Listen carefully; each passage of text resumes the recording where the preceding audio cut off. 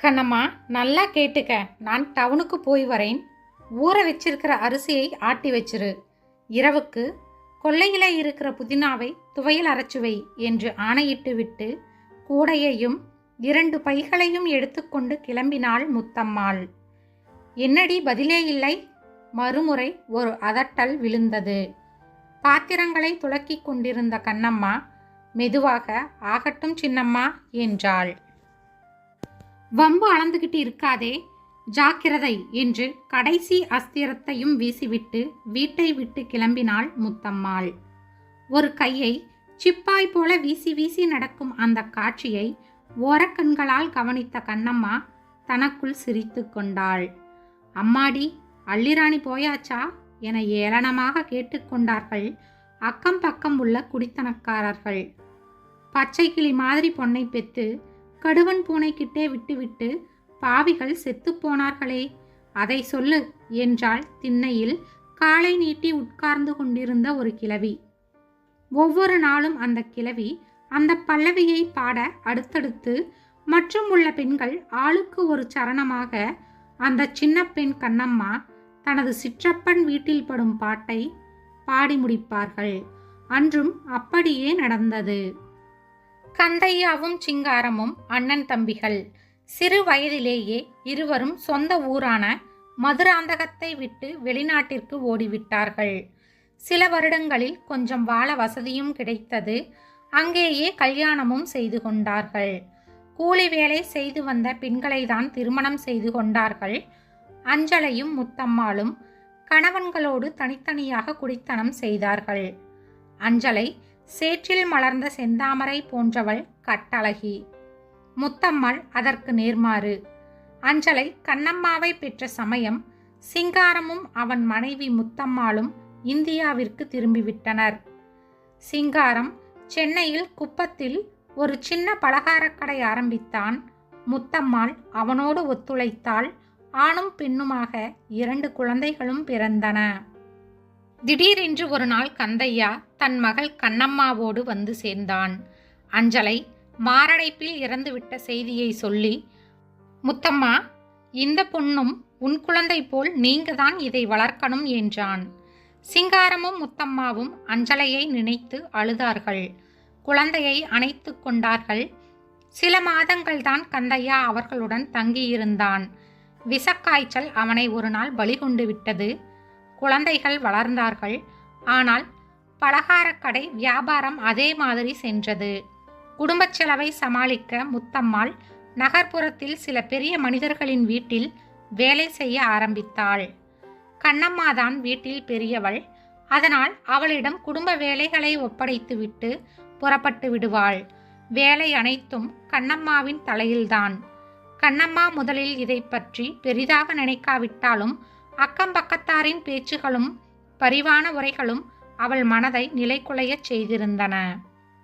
கண்ணம்மா தாயை போல் அழகாக இருந்தாள். அதோடு பருவமடைந்த செழிப்பும் சேர்ந்து கொண்டது. தன்னை கல்யாணம் செய்து ஒருவனிடம் அனுப்ப வேண்டுமே என்கிற பிரச்சனை சிற்றப்பாவுக்கு இருப்பதை அறிந்து அவள் மற்ற தொல்லைகளை பொருட்படுத்தாது இருந்தாள். இரவு 9 மணிக்கு கடையை மூடிக்கொண்டு சிங்காரம் வீட்டிற்கு வந்தான். எலிப்பொந்து போல 2 அறைகள்தான் அவர்களது வாசஸ்தலம்.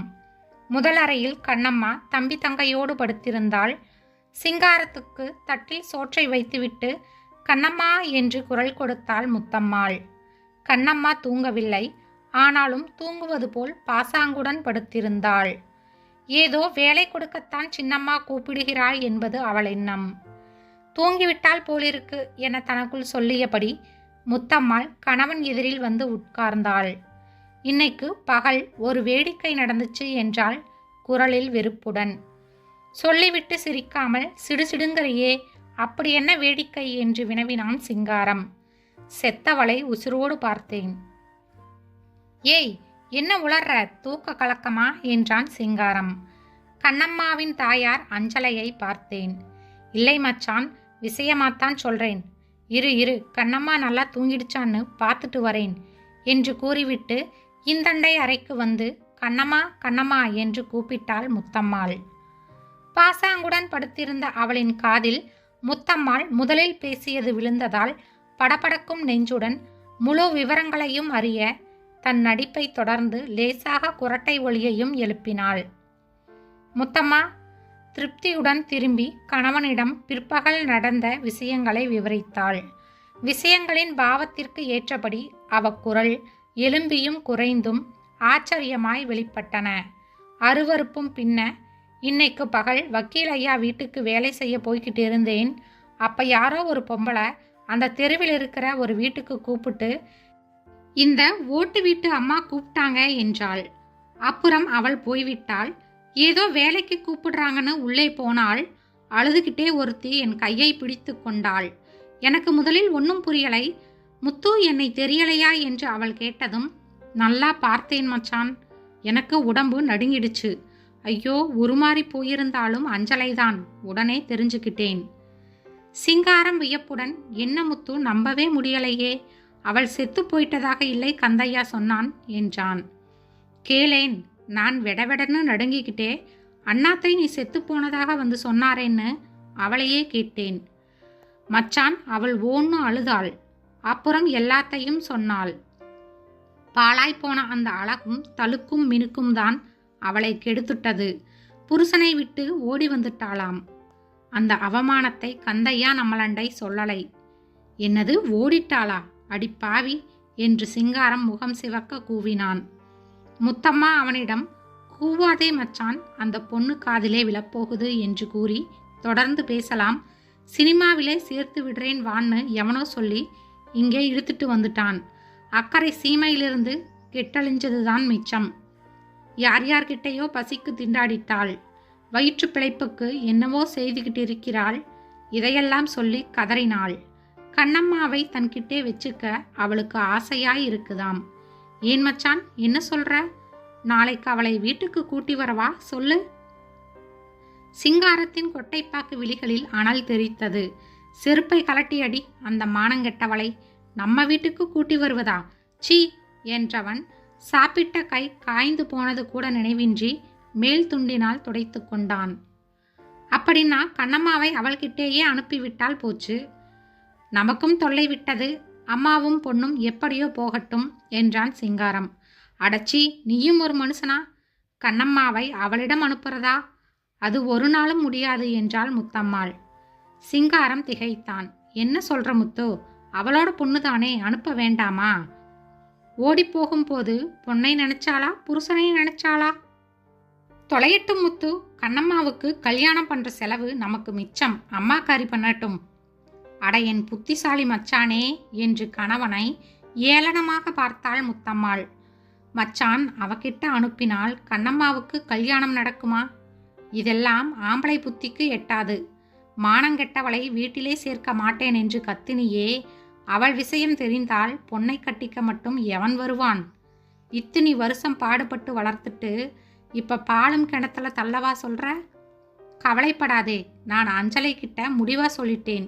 உன்னோட வாழ்வையும் பாழாக்கிட்ட, புருஷனையும் சாகடிச்சுட்ட, இப்ப பொண்ணையும் பழிவாங்க வந்துட்டியா? உன் பொண்ணு எவனையாவது கல்யாணம் செய்துக்கிட்டு சுகமாய் வாழணும்னு ஆசை இருந்தா அவளை மறந்துடு.